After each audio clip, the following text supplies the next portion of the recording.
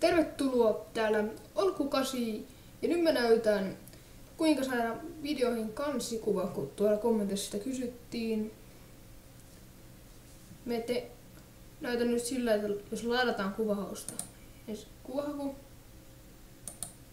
se pelin nimi, minkä mä etsin nyt Adventure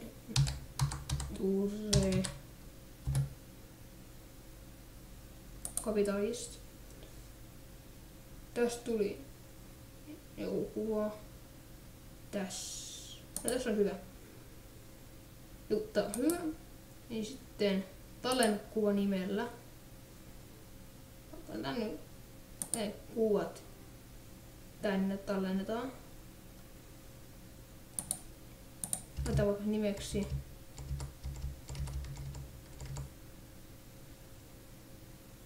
näin.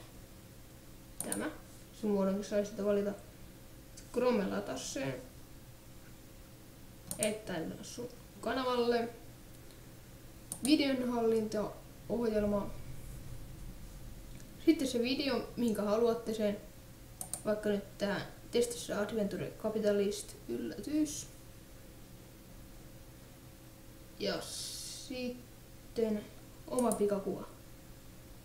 Se tiedoston enimmäiskokoisuus on 2 megabittiä.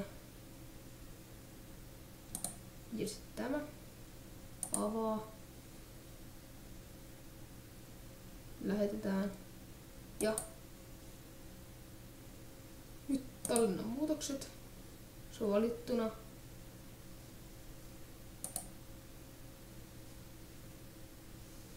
Menikö se nyt? Katsotaan. Mennään nyt tänne takas.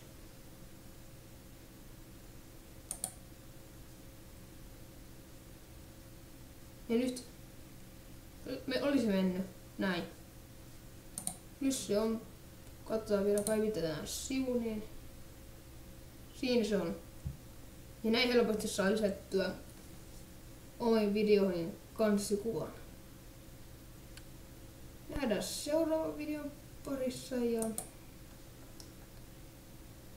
tää oli nyt tästä. Moro!